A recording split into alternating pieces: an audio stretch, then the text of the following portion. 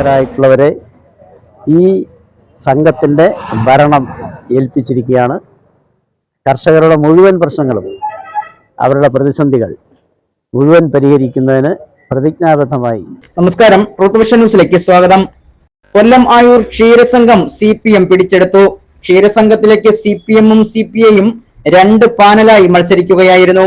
ആയൂർ ക്ഷീരസംഘത്തിലേക്ക് നടന്ന ഭരണസമിതി തെരഞ്ഞെടുപ്പിലാണ് CPI നേതൃത്വവും CPM നേതൃത്വവും വെവ്വേറെയായി മത്സരിച്ചത്. CPM നേതൃത്വം നൽകിയ ക്ഷീരകർഷക സമിതി പാനൽ എല്ലാ സീറ്റുകളും നേടി വിജയിച്ചു.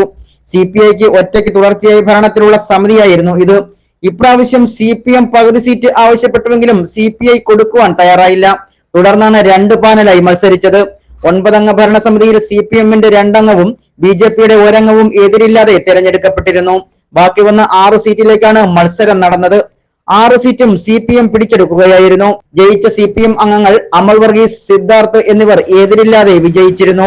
തെരഞ്ഞെടുപ്പ് നടന്ന ജനറൽ വിഭാഗത്തിൽ ബിനു കെ പാപ്പച്ചൻ, സൈഫുദ്ദീൻ, ഷാജുദ്ദീൻ, വിൽസൺ വർഗീസ് എന്നിവരും, വനിതാ വിഭാഗത്തിൽ അംബിക രവീന്ദ്രൻ, ജയകുമാരി എന്നിവരും വിജയിച്ചു.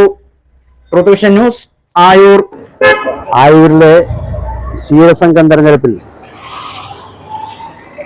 ക്ഷീര കർഷക മുന്നണി നേതൃത്വത്തിൽ നടത്തിയ മത്സരത്തിൽ ക്ഷീര കർഷക മുന്നണിയുടെ മുഴുവൻ സ്ഥാനാർത്ഥികളും വലിയ ഭൂരിപക്ഷത്തോടുകൂടി വിജയിച്ചിരിക്കുകയാണ്. ക്ഷീരകർഷകർ, യഥാർത്ഥ ക്ഷീരകർഷകരായിട്ടുള്ളവരെ ഈ സംഘത്തിൻ്റെ ഭരണം ഏൽപ്പിച്ചിരിക്കുകയാണ്. കർഷകരുടെ മുഴുവൻ പ്രശ്നങ്ങളും അവരുടെ പ്രതിസന്ധികൾ മുഴുവൻ പരിഹരിക്കുന്നതിന് പ്രതിജ്ഞാബദ്ധമായി ഈ ഭരണസമിതി പ്രവർത്തിക്കും.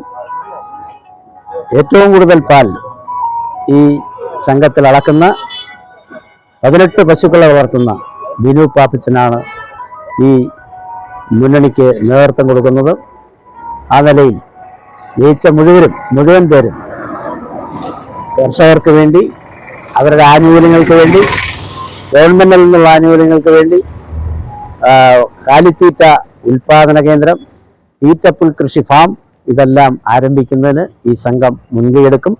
അതിന് ഏവരുടെയും, ക്ഷീരകർഷകരുടെയും മറ്റ് നാട്ടുകാരുടെയും സഹകരണം ഉണ്ടാകണമെന്ന് അഭ്യർത്ഥിച്ചുകൊണ്ട് മുഴുവൻ ക്ഷീരകർഷകർക്കും, ഇവരെ വിജയിപ്പിച്ച എല്ലാവർക്കും ക്ഷീരകർഷക മുന്നണിയുടെ പേരിലുള്ള അഭിവാദ്യങ്ങളും നന്ദിയും അറിയിക്കുന്നു.